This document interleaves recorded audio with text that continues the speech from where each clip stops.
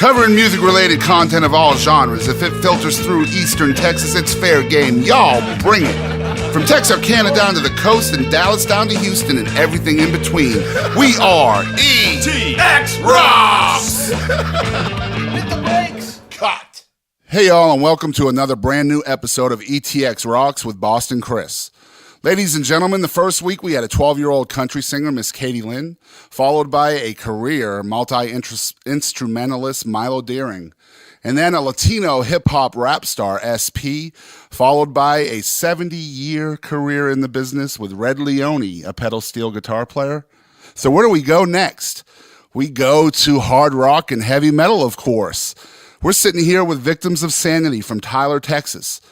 VOS is number one locally on Reverb Nation. They've played with such bands as John 5, Blackstone Cherry, 10 Years, Flaw, and locally produced band Drowning Pool.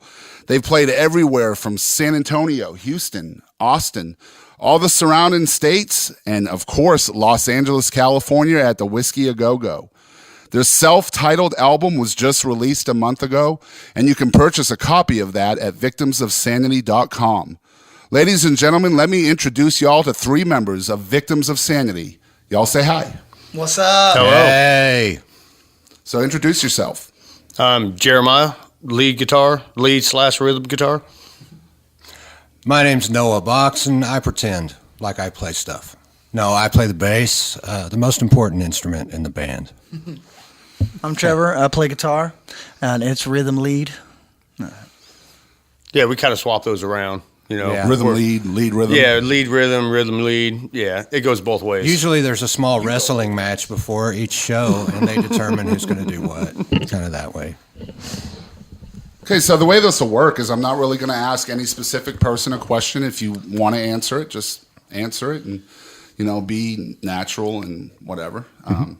So, Victims of Sanity, how'd you come up with that? Man, this me and Trevor are the only two remaining members of the original remaining members. We're victims of our own. We're victims of what people dictate is society nowadays. Government, That's the religion, law. Everybody is telling somebody else what is right, what is wrong. Right. And what it came down to was we were sitting on the porch playing an acoustic set together, and you know, we were sitting around talking about politics and everything, and having to, you know, pay bills and raise kids, everything that we had to do as an adult. And then we started realizing, man, we're victims of our own sanity because we're aware of everything that, you know, we have to do.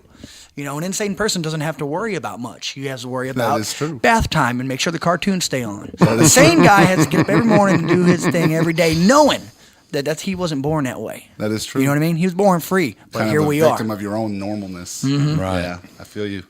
So when did this project start? That'd be March of 2015. No, excuse me, 2010. Yeah. March 2010 is when we started, and we were having fun with it. Yeah, it was a bunch of guys hanging out.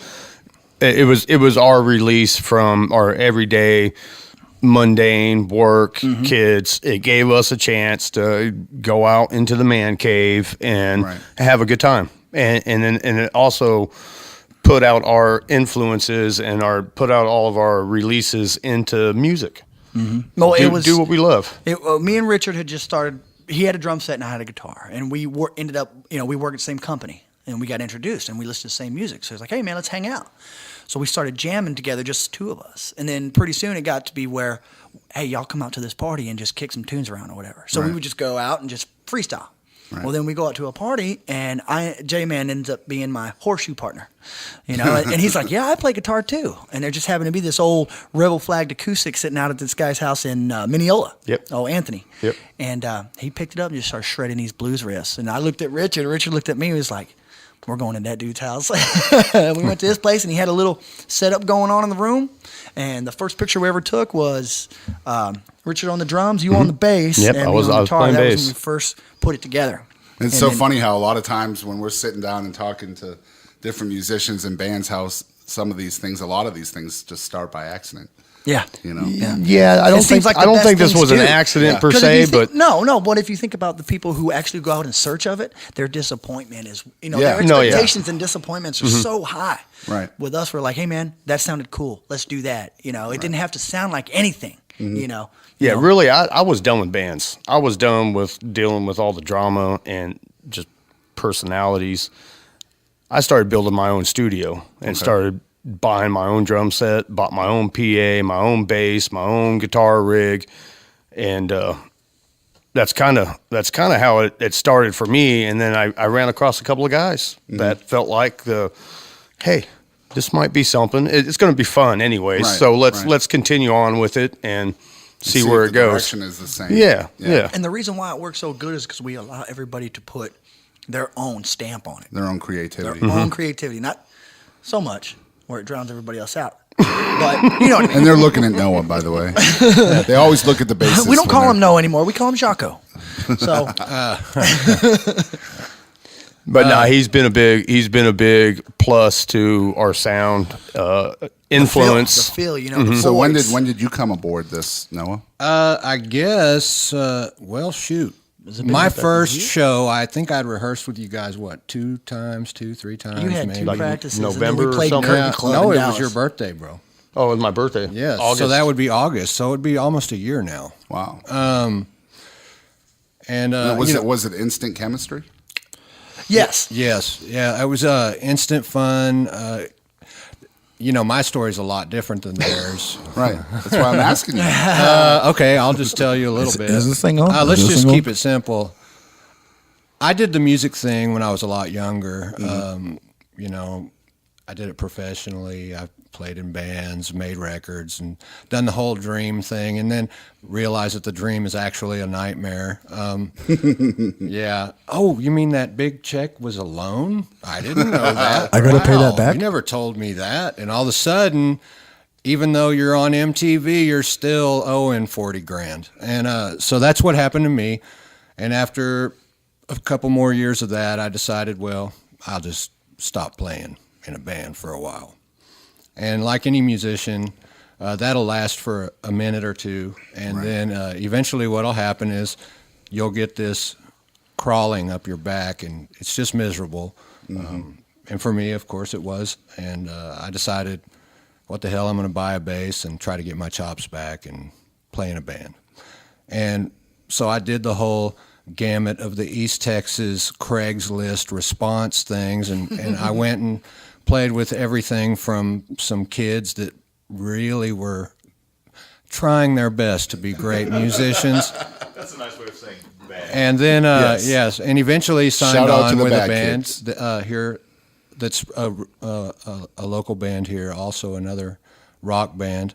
And due to, situations, distances, creative differences, or whatever you want to call it, and of course me being overwhelmingly present in the music, we saw fit to separate. Right. And at that same time, I was kind of just, I gave it a shot. Well, James, the singer of our band, which I'm sure most of y'all know is Grizzly Adams, he showed up and we've talked and stuff like that. And at that time, I was kind of challenging East Texas to a bass-off, Yeah, I remember that. Yes. And so I sent it, and I said, well, why don't you guys have your bass player participate in this thing? I couldn't get anybody to submit any It was like kind of crickets. video. I remember. Yeah, it was. It was pretty bad. It was the second time you tried it too. Yeah, well, no, this year. But in his defense, it was awesome.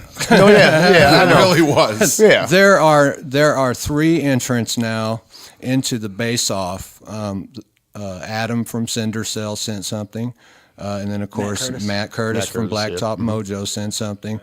And then me. And really, we just kind of fooled around with it just to see if anybody else would join in. Just a little I'm advice. gonna pull it. Oh, go ahead. Next time you want to do a bass off, don't post the video of you playing first. I didn't this Then time. more Oh people yeah, might that will actually do it. entice more. Yeah, because they see you play, and Like, it's like, no, I'm good. Yeah. You know, straight up. I'm gonna put one on there. I'm gonna go home tonight I'm going to plug that thing into that board. And he's gonna make it look so easy. Yeah. Yeah. I'm going to show you how a guitar player plays bass. Well, to make a long story short, I he came showed over up, one day and played these tunes with him, man, and it he was just came in fun, and they boom, put him in a corner of the room, and it worked. There it was. So would you say collectively and individually that each of you have given up on the business at some point in time? Business up? wise, I Or want to put say it on hold? I've never even looked at it as a. Because I've heard you, Jeremiah and Noah, have both said I kind of gave it up and I went over to this area and then it kind of crawled up my back the way you put it. Yeah, I mean, I'm talking about, I mean, back in the day, 13, 14, 15, Right. even into like my 20s, been in several different bands, played a bunch of shows, and just everything that comes along with it, I was done with it. I really became a studio musician. Right. I wanted to do everything myself. I mean, I laid down my own bass tracks, drums, guitar, and it didn't go nowhere, but it was for my own enjoyment, my own pleasure. You know, it took what I needed to get out. It made me whole, pretty much. Right. And that's where I was at. Yeah, satisfied Yes, it it. does. Exactly. Satisfied. See, I never looked at it as a business. It was just always too much fun. You know what I mean? And playing the music was the reward. Right. Still is. I still enjoy it just like that. You know. I like the way you put that. I get in trouble all the time because people come up to me, "Oh, what do you got for merchandise?" I'm like, "Here's a sticker, here's a koozie or whatever." And corporate's looking at me like, yeah. "Hey man, that's coming out of your cup, bro." It's all I'm like, Jeremiah. That's cool, doing man. that, You know, by the way. It's all my fault. corporate over there. So, what would you guys say were some of your main sources of inspiration musically? Well, I mean, Is as a he gonna guitarist, say, as a "I got guitarist, I'm gonna $5," name. He says the same thing he says every time. All right, well, don't say whisper it. it to you. Don't say No, it. I already know. know what it is. Yeah, we As a already guitar all player, know. I'm going to give guitarists as inspiration, and I don't play like them, but watching them play is what was like, oh yeah, you know, like you remember the Edge from U2? That guy was brilliant. Okay, Steph Carpenter from Deftones, another great guitar player, and David Gilmour, I guess. Awesome. You know? I'd have to say David Gilmour as well. Yeah, his leads, man. But the blues is really what got me into it. I had an uncle that got me into music at a very young age. Of course, I started with violin, you know, whatever. But no, it's blues, Steve Vai, Jimi Hendrix, Wow. Bob Marley. Oh yeah, you're a big bum on that. Yeah, I love reggae. I mean, Yeah, all reggae reggae. is Steel awesome. Pulse is another one. You know, I love all music, man. It all depends on the mood and the attitude, and then I find the suiting. Right. The suiting. That eccentricity with Yeah, music. exactly. Yeah. Exactly. And what about you, Noah? Well, you didn't say it. I didn't say it. He's just a blues player in a rock band, right, Jeremiah? Yeah, pretty much. I'm a blues You're player just in a a rock jazz band. player in a rock band. Yeah. Well, I came from the opposite spectrum, I guess, from blues. Well, it's similar but different. I was classically educated in bass. I went to Dallas Arts Magnet School. Wow. And, of course, my biggest influence would be Jaco Pastorius, was Jesus to me. He was basically my Jimi Hendrix. Right. And then, you know, I mean, my stepdad asked me to play in a band when I was about 14. I started out playing, you know, bars and clubs and stuff like that. When I was a kid, doing R&B, funk, you know, anything where I could show off. And that's, you know, because by nature I am a show off. Right. I love it. You're a bassist. He's in the right band. Yeah, He's I'm in the right band. for that, yeah. I can do the Running Man while playing now. Thank you, Trevor. And, yeah. You learn something new every day, yes. right? We're like Pretty doing soon. the Running Man around Pretty each soon we're other. going to start doing a YMCA kind of hand jive thing. Oh, that'd We be got to get him between wireless songs. first for that ad. Yeah, no doubt. So, how would you guys describe the genre that you guys cover? Is it heavy metal? Is it hard rock? Is all of the I'm above? going to say hard rock because The riffs are hard. Actually, I would call the music itself a little more metal and hard rock. But Hear that? once you toss in the vocals and everything else, it soothes it. It's the cream. You know what people ask me? What kind of rock you play? You know what I tell them? Tolerable. Tolerable. Anybody can listen to There it. you and go. They will. Oh, it There was you great go. because I agree with that. James is not like a, he's not that emo screamer Yeah. or whatever. Everything you can understand what he's No, saying. he's a great very singer. powerful. He's a you very know what I good mean? singer. So For sure. I mean, One of the things that kind of makes like a band like Ghost so weird and kind of unsettling is the music's real heavy, but the singer's so melodic. You know what I'm saying? Right. Yeah. That's Yep. what sort of makes their music sort of unsettling. And I've always liked that kind of juxtaposition, in Yeah. music. like I think like that's 10 what sets years. us apart. I'll give 10 years. I'll throw 10 years out the way he is now with that Yep. last album that they did. Oh, yeah. They got all these crazy sick riffs in there. He's like, being all, chino, kind of. And, I always like that. I don't know. I classify it as metal because of the way his vocals go. I think it's rock. Okay. Yeah. It would definitely be in the rock genre, but I think that there's enough differences in all of our influences to give it a sound that you can't really say Can't it's pigeonhole this. it. Yeah, and that's what I like so much about our band is that, we've kind of created a niche for ourselves, and basically if you just really get down to it, to me it's just honest. Yeah. For sure. It's just honest music. For sure. And, We speak the truth. yeah, we I mean mean, what we say, and we play our show, and we try to have I wish fun James with was it. here. yeah. James could regale you. Well, maybe we'll have a second podcast with James at some Oh, future man. time. Yeah, he could be his own pod. Just be cast. careful what we talk about. Just be careful what we talk Very about. careful, right? Remember Yeah. what we talked Yeah. about. He'll. Don't. Never mind.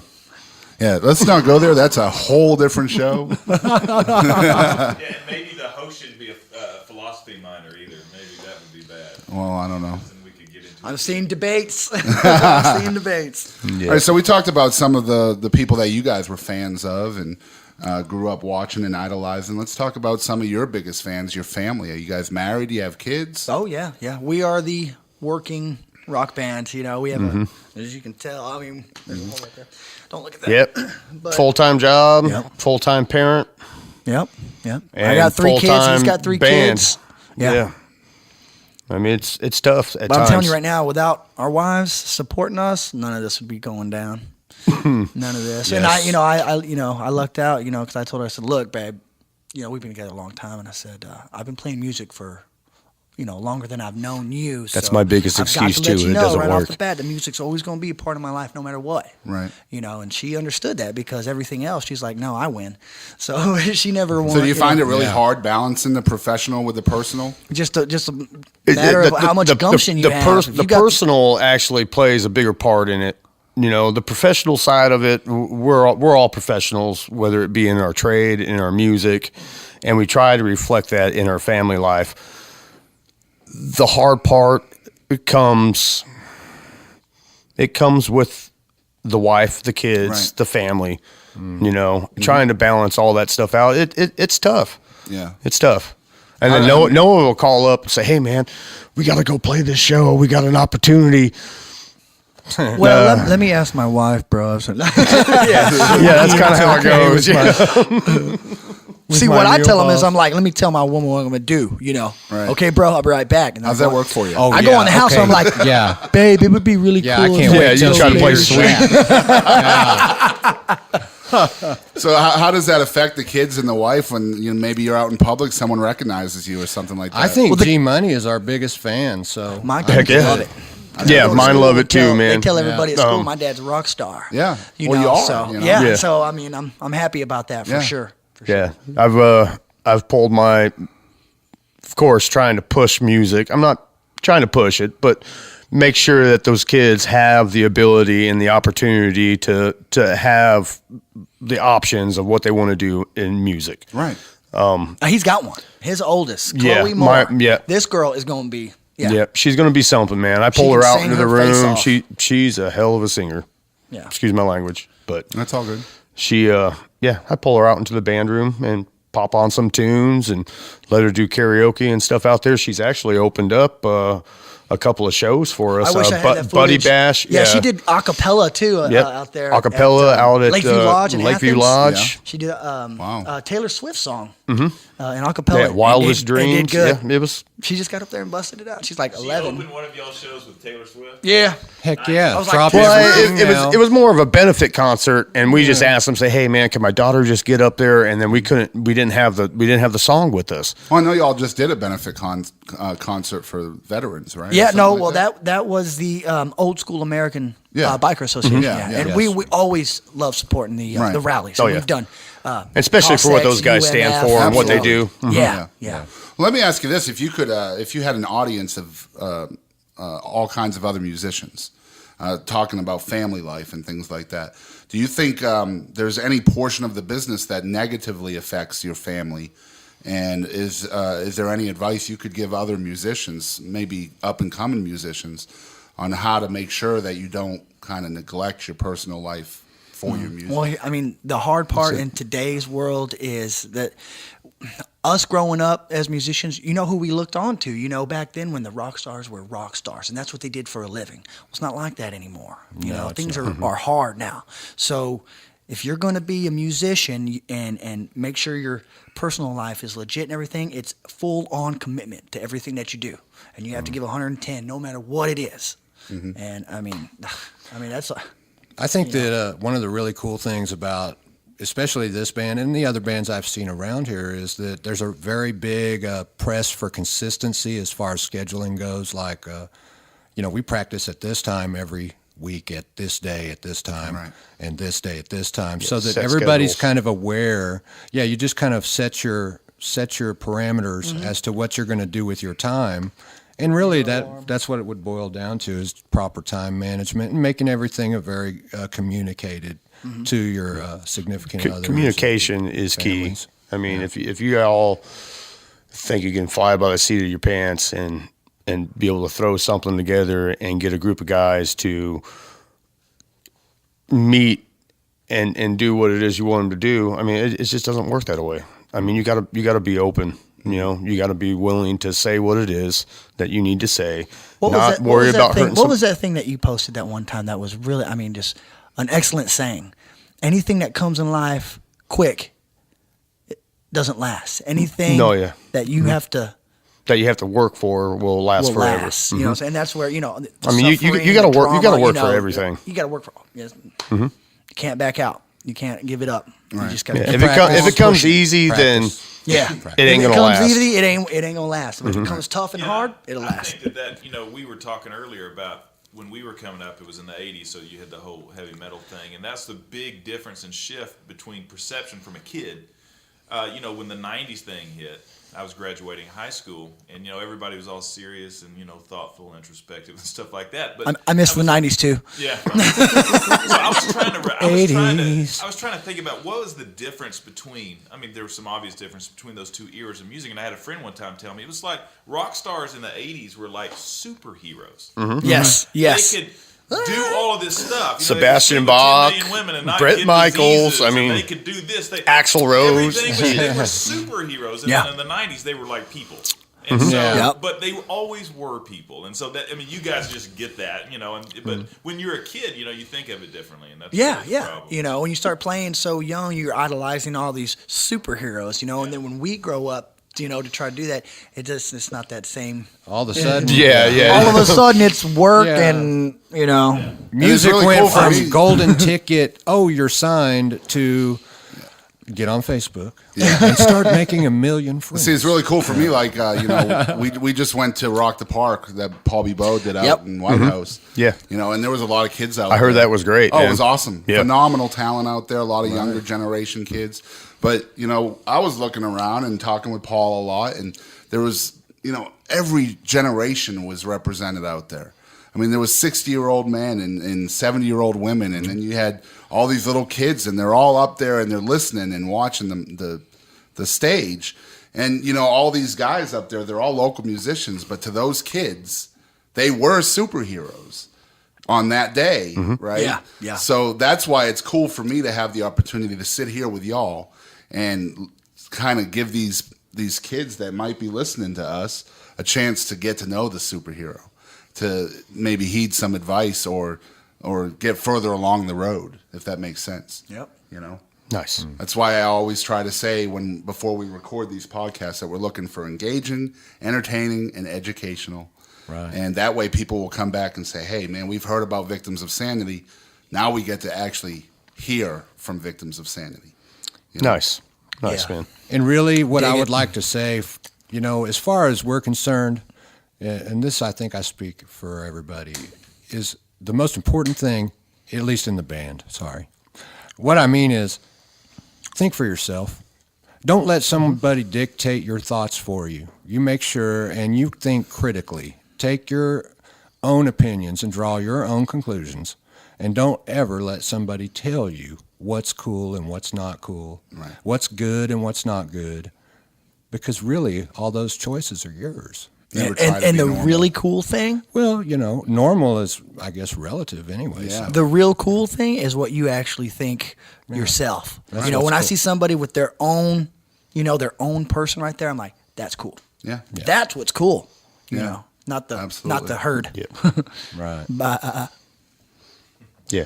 Sometimes it's that black sheep that's off in the corner, that is actually doing the right, Right. while everybody else is, sitting there getting herded around and following the pack. Mm-hmm. It's the one that's off in the corner that is the one that's actually living free. Yeah. And that's kind of what we're trying to relay. Good is, deal. Yeah. Good deal. I like you make that. your own decisions, man. Tell me, what challenges do you guys think you face as a metal band, an East Texas metal band, in a region that's predominantly interested in country? What challenges do you face? Biggest challenge is, I think, is just reaching out. I think once the people can actually hear what it is and the message that we have to portray and that we have to offer, it's going to go far. Well, see, this is what I've noticed. I mean, and like I said, I don't think we're a metal band. I think we're a hard rock band, okay? But if you listen to country nowadays, okay, It's kind of they're the same. putting all these rock riffs in there, okay? Yeah. So what I'm seeing in the future is a country and rock show out at freaking Red River Mud Truck Day. Yeah. You know what I mean? You're rocking and you got country because the Mud collision's days, coming. yeah. There's no way around it. And that's So- kind of what we try to facilitate with the awards every year too. Yeah. Is, multi-genre, everything under the sun, because it's all here locally. Yeah. People don't realize it. Well, most times. radio back in its heyday was not compartmentalized. It was just radio. Right. And you'd hear a rock band, you'd hear a Yep. pop band, you'd hear a big band. All that stuff was just all blended together. I think that was great. Yeah. I mean, that's the way it absolutely. should be. Oh, yeah. Absolutely. Yeah, and I mean that kind of concept is really prevalent in our society. I mean, you talked about it, Jeremiah, about that eccentricity within music. My kids think my iPod has bipolar. I mean, because it's Frank Sinatra, then Eminem, and then Metallica or whatever. Yeah, It's and all over the place. what's messed up with the kids are going, you can't do that. Yeah. Yes, you can. Well, my 11-year-old stepson will say, "Dad, really? Yeah, Come on, really. turn that off." I'm like, "No, the Andrews sisters are coming up next." Well, I mean, songs back in the day meant something, Yeah. I mean, it wasn't just, oh, baby, baby, Yeah, baby. so it's like we talked about. I'm talking about a story, Yeah, These the guys were, message. We talked about Yep. that last night. That message of the song. and the Yep. kids, they don't realize, the importance of what was written long ago. Yeah. But when they grow up, they hear a song from back in the day, like, that song is beautiful. That song is great. But they're like, I got to quietly download this. You know what I mean? No, blast it Well, up. my oldest daughter, she's 19. She'll say, "Dad, I found this brand new song. It's awesome." And I'll be like, "What is it?" She'll be like, "Oh, it's Round and Round by Rat." I'm like, "No, Oh, yeah. no, let me educate you." Okay? When you get older and you start developing as a kid, these songs that you heard growing up didn't really mean nothing to you. It was music. You were listening to You music. may have known it word for word, but you didn't didn't get it lyrically. comprehend it. Yeah. So now that you're older and you fall into the same circumstances where you can actually relate to it, well, you might have lived it, or might Yeah. have lived at this it. point. Yeah. It finally kind of comes full circle on you, Right. and that's really when some of those songs, man, they could be tear jerking, Yeah, for sure. Oh yeah. Hey, when I was going through my divorce, I stayed away from the country stations. Oh, man. I'm just like, no, Oh, I can't. dude, don't do it I to me, was man. almost ready to sign off on music for a while because every time I turned on the radio, it was like, ah. So I was like, you know what? I'm going to try 96.1. I'll be okay. It's rock music. There'll be no message. I'll be good. I turned it on 96.1 and Let It Die by the Foo Fighters. It's the first song I heard. That is a true story. I'm not even kidding. And I'm like, why'd you go and let it die? And I'm just like, oh. I didn't mean to.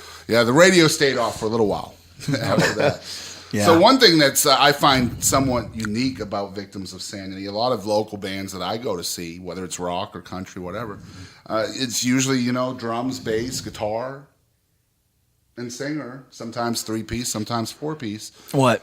But Victims of Sanity has 2 guitars. Mm-hmm. And I find that to be really unique. So Calm tell down me, over there. how does that lineup kind of affect the dynamic of your music? What does it add? Well, I play upside down.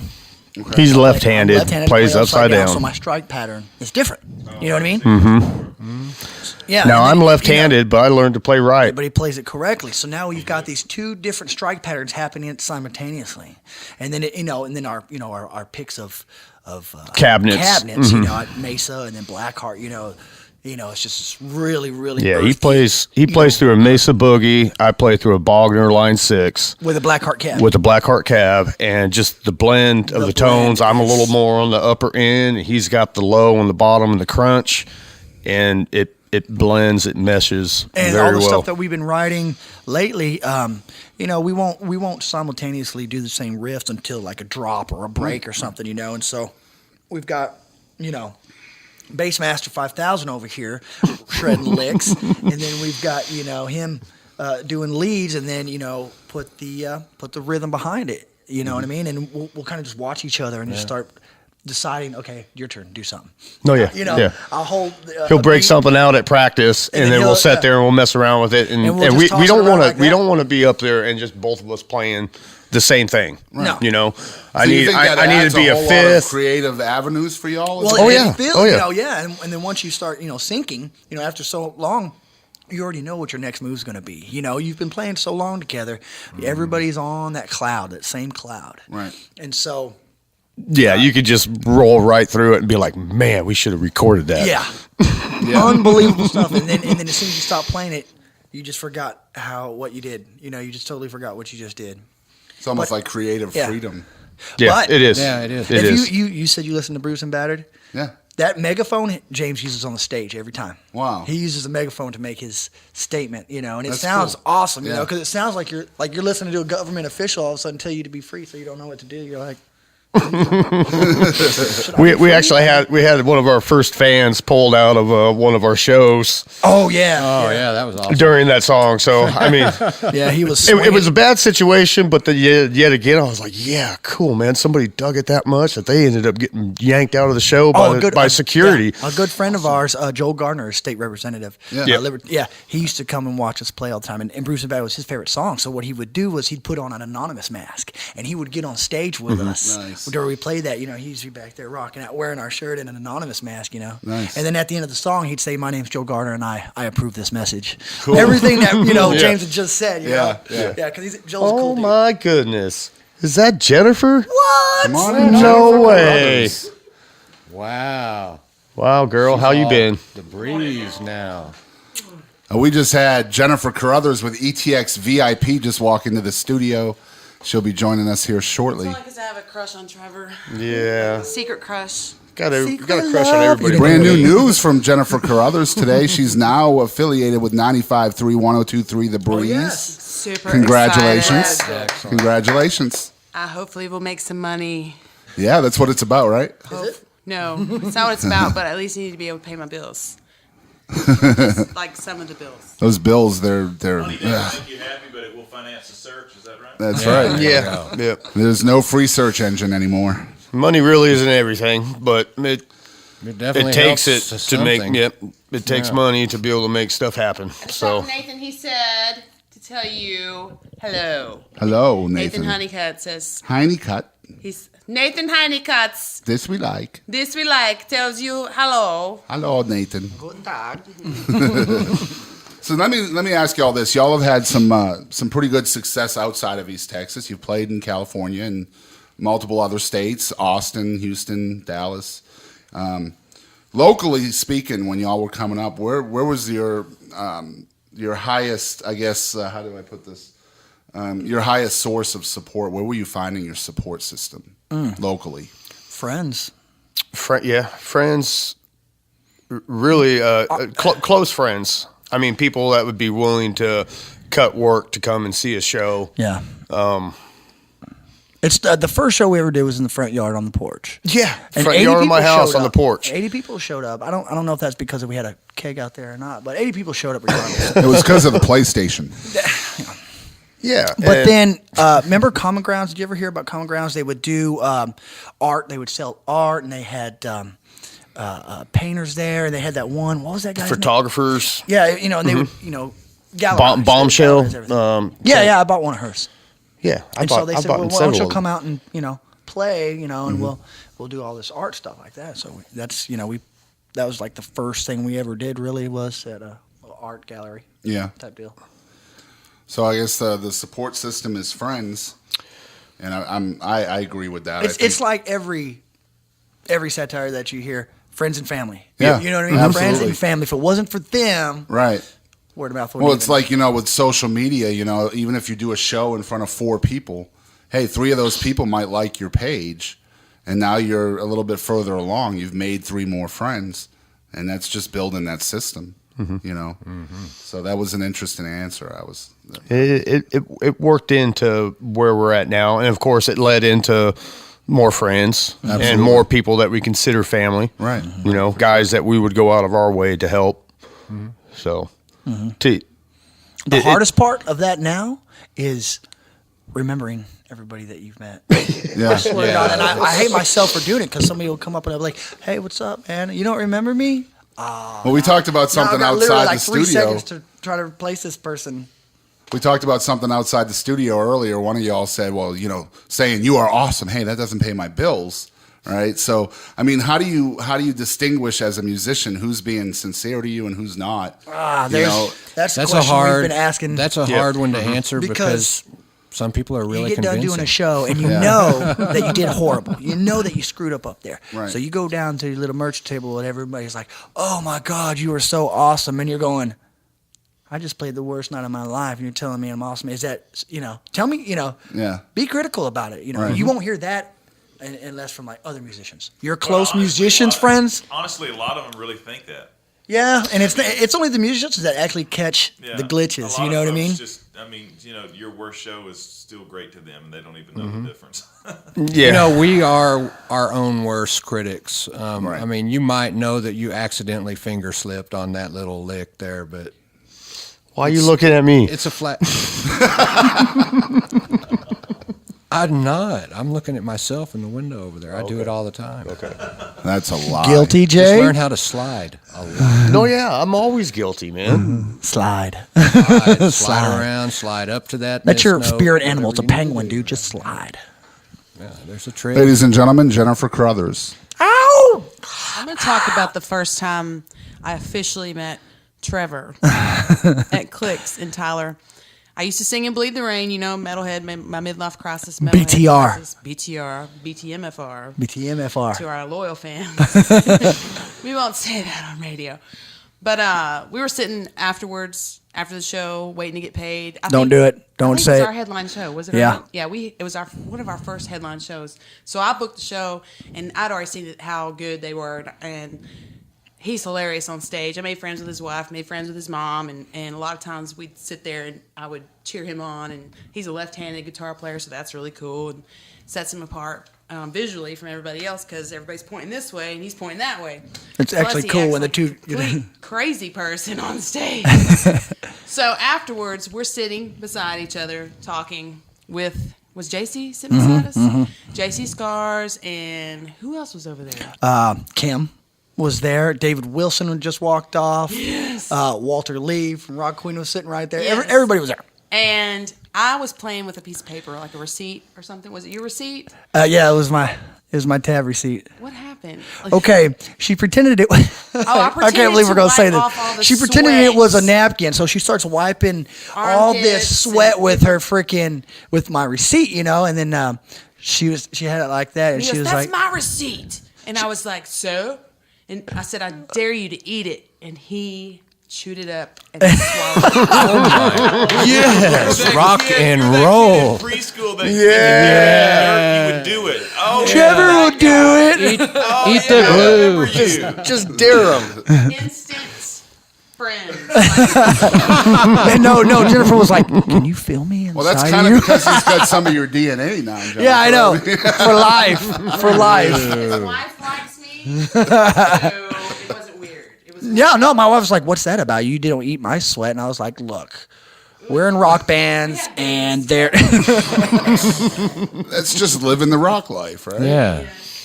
So, of course, after that story, we're going to segue into this question, which, what do you find most rewarding about your music career? I mean, that has a lot to go with the receipt, right? Boom. The whole reason. Yeah, times like that. I mean, we get out, we enjoy doing what it is that we do. We have a good time. I mean, think- we put it in a post. I mean, it doesn't matter where, when, or what it is that we do, but we go out and we try to have the best time as possible. I'll tell you exactly what it is. When I was a kid and I thought about wanting to be a musician, I had a broom. I would use a broom, at 10 years old. Play and air guitar. Pretend like I'm playing guitar with this broom. And I never, ever pictured myself in a crowd looking up. I always pictured myself on the stage looking down. You know what I mean? Yeah. So there was this already, beginning, thought of I need to be on the stage to feel the glory. You know what I mean? Mm-hmm. And then once you get on the stage and you get past your butterflies and your nervousness of the first couple of shows, you just let it all go and act like a freaking idiot up there. That really never leaves. No, it doesn't. You talking about the butterflies? Yeah, butterflies, nervousness. I thought you were talking about the idiot part. Never. That too. Yeah, this is the part that it gets good now. Go Yeah, ahead, Jeremiah. let it out, Jay. What? Today, live with Jeremiah. No, I'm just saying. butterfly. I mean, there are some of those shows, Let it man. out. Let it out, Jay. You already know that. Oh my god. Oh yeah. Our CD release party. No. I mean, no. 10 years. Playing Okay. with 10 years. 10 years was another come on. one, but our CD release was. I haven't felt that way in a long time. J-Man is still working on his getting over the nerves. And that's why he won't go wireless yet, because he knows my expectations for him are high. Well, 2 weeks ago we had an episode with Milo Daring, who's been 40-year musicians, played with Leanne Rimes, Don Henley, and he was telling us that he gets nervous every time he steps into the studio. Wow. Every time he plays, whether it's in the studio or on stage, he still gets nervous. You learn to deal with it is really what you do. You learn to cope. Well, it's with how it. you deal with it. The, What the steps sweat, you the sweaty take, palms, before, and stuff like that. what we like to do. But is you we like to never go get over that backstage, rush. and That I'll put rush on a is what guitar, keeps he'll us put on a going. guitar, we'll warm our fingers up, and then we'll start jumping around like a bunch of monkeys. That's what we'll do. We'll jump on furniture and everything, and then just get really, really, pumped up. And all of I a sudden, break it's- dance. Football players do. I break dance. I do Break a dance. backspin and then a windmill, and then sometimes I'll do that pop lock thing. Back in the day, the spaghetti on. And then he'll pass it. It'll be like, and then I'll pass Oh, it to him snap. and do the ball. in the Just mouth, please don't down, dab. up, out. Please, no dab. And wear parachute pants right before the show, no, on a real During note, the show. underneath my clothes. I still have them on.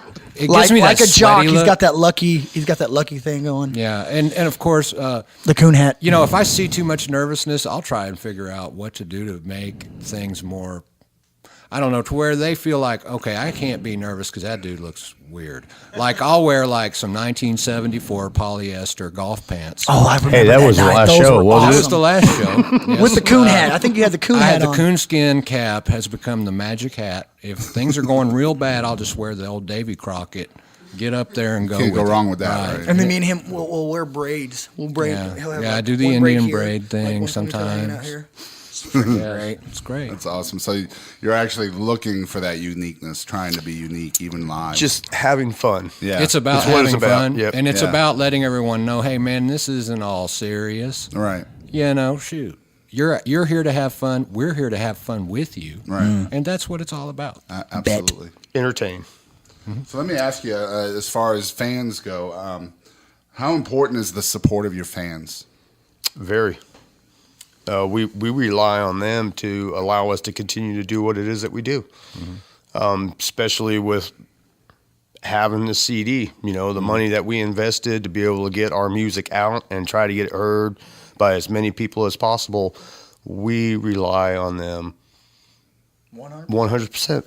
And what do you think your fans, the fans themselves, what do you think they can do to help y'all succeed? Spread the word. You Buy know, a you record? like it. No. Well, yeah. I mean, buying a CD is a start.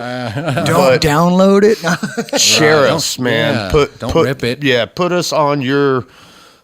Give us a comment, tag us, do whatever you can on social media, spread the stuff, get it out to as many people as possible. That's the most important thing. Mm-hmm. And in today's world, that's about the best thing that we're gonna get. Right. There ain't no selling records like back in the 80s and in the 90s. Mm-hmm. You know, we got to get our music out to as many people as possible. We got to get the word out. You know. Yeah. So I know y'all just had an album release about a month ago. Mm-hmm. So tell us a little bit about the album. You've been working with Bob, so I'll let you. We were very fortunate in the fact that we had a very well-established and well-respected man produce and record us locally here in Tyler. Bob Gentry. Yes. Great. A great man, great guy, knows a lot. And he really taught us a lot about, playing. I mean, we went in there, this music has kind of undergone a lot of evolution, from when it first was written and now, you've had two new guys enter the band and, put their little spin on things, which is what I love about Victims of Sanity is they've always given me creative control. Right. Of my parts, anyway. Mm-hmm. I'm not going to write theirs, but right. Of course, at first, it was kind of like, "What are you doing? You can't do all that on a bass and a rock song. What the?" And it was just very educational for me. You can't do all that. Well. So what I did was I had to learn a happy medium in there where, it's cool to lay back and stay in the pocket here, but, show off right there and snap it out there and be done with it, and let these guys have their time. Build up. Build up, break down, And what happened was, we established a really cool way of learning from each other and learning how to actually do the recording part of writing music and being in a band. And hearing everybody's input and trying to get their ideas, seen and heard and all that. And once you learn how to handle the producers in the studio, 'cause you got to bend for them like they've been for you. Right. Once you've got that and everybody's okay with it, that's where smooth sailing comes after that. Because you're like, okay, he's like, well, let's try this or let's try that. All right, man, let's give it a shot. Yeah. Right. So it's still kind of new right now. You're still kind of floating on cloud nine. Well, no. See, what had happened a year before we finished the album, we were already recording with Bob, and we were supposed to come in on a Sunday. And this was before Noah had joined. Okay, we had an older bass player, and he's like, we were supposed to have a session with him on a Sunday, and he called and he said, let's put this session on hold. I'm going to take my family out on my plane. We're going to go fly. I was like, no problem. Well, that's when he crashed the plane. Oh, yeah. Okay, so, it took him, we're like, oh, man, he survived. Everybody made it and everything, But it took a year for him to actually, fully be back, on his game and everything. Right. So we waited a year. Well, when we come back into the studio, we had already progressed the songs in a year's time. So we went back and listened to everything that we recorded, and we were just like, started all over. Let's just start over. Trash it all. So you just ripped it up and started over. Started over. Wow. Mm-hmm. And thank God that I'm not saying thank God he got in a plane crash. I'm just saying things happen for a reason sometimes. Right, absolutely. And I'm so glad we did not push them recordings out because tempos have changed, added parts here, precision strikes, you know what I mean? Yeah. Everything is accountable now. So it was a sign to not throw that old recording out there. And so we started completely over. Yeah. I'd say all of us are very happy with the project and the outcome. And that's been something that I don't think we can say from some of the other recordings and stuff that we've went in and done. Everybody's got, I don't really like the tempo. I don't really like this, but this all came together really well for us. Well, as a music fan, as a multi-genre music fan, I have heard a couple of songs on the album, and I was really, really pleased. I love them. Thanks. I'm not a hard rock or heavy metal or rap or whatever. I'm a music fan, and as a music fan, I like the message. I like the tone and all of that. It's pleasing. I guess that's the best way I can put it. It's tolerable. It's tolerable rock. It's tolerable rock. Tolerable rock. We come full circle right there. This is the one you can. Unfortunately, I don't want to stop CD right player there and they won't go, because turn that off. we want to talk about July 2nd. That's coming up this week. Oh, yeah. That's this Saturday. Oh, yeah. July 2nd at Clicks Live. What do y'all have going on out there? Edge of Misery. CD Edge of release. Misery CD Good release friends, party. man. Good Yep. guys. Good musicians. And then another great band, Hostile from Dallas. Hostile. I've heard a lot of good things about They're these some guys. great I've seen guys. some videos of them. Upcoming band, our friends in Panic Device. And they're Panic going to be there Device. too. And I think it's going to be a really, really good show. And we at ETX Rocks, I have not told y'all this, but we will be out there Nice. with y'all. I want to hang out with y'all. We have not heard y'all live yet, so that'll be our great. first time. We'll be out there at Clicks Live. I've never been to Clicks Live either, so that'll be a new experience. You're going as to like well. the stage. Yeah. It's the Can't best stage Tyler has to offer. It's gonna be cool. Great lighting, great sound, Yes. a big venue, hold plenty of people. It's one of our favorites. And you guys will be playing a full set out there? Yeah. Yeah. Awesome. All going to be playing all the album, or Yeah, pretty much everything we do on the set is on our CD. Well, we got to, great. I mean, I'd say it like this, but we got to push those songs. That and remember, shameless plug, victimsofsanity.com gets you a copy. Yes. That's right. Visit the store. Yeah. Yeah, they got merch, koozies, Yes, we do. Yeah. stickers. We have everything. from Koozies, stickers, shirts, CDs. You can become we'll a have victim hats of soon. sanity too. We also might are going to already start be. selling Jennifer Carruthers sweat balls. They're not going to make it off the shelf. Made out of Clicks they're Live not going to receipt make it off paper. the shelf. Made out of Clicks Live receipt paper. Been working overtime. That's right. No salt and pepper included. Where'd that yellow one come from? Okay, so we're probably going to wrap this up. Just as a last thing that I'd like for y'all to say, if you guys had any advice for any aspiring musicians or kids or up and coming people, or even people that are already somewhat established locally that can kind of get to where y'all have been, playing the circuit and having your own album.